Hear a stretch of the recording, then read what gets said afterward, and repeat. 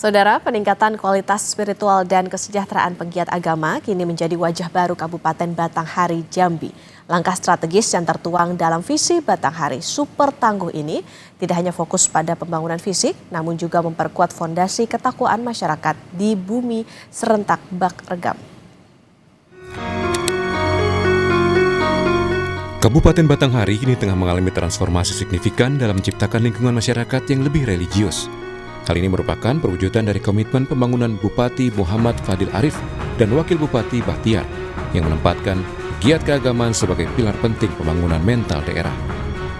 Sebagai bentuk apresiasi nyata, pemerintah daerah memberikan dukungan penuh kepada 2.558 guru PAMI serta 2.182 pegawai syara yang tersebar di seluruh pelosok wilayah.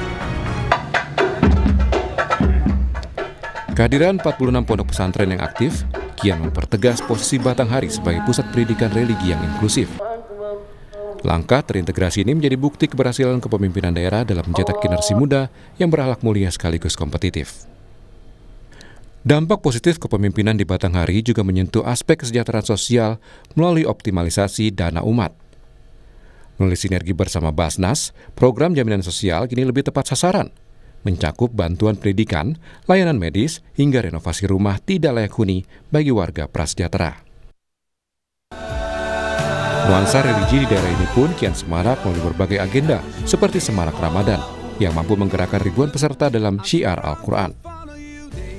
Keberlanjutan program-program humanis ini mencerminkan dedikasi Muhammad Fadil Arif dan Haji Bahtiar dalam mewujudkan daerah yang tidak hanya mandiri secara ekonomi, namun juga kuat dalam nilai-nilai spiritual dan kemanusiaan. Tim Liputan, Kompas TV.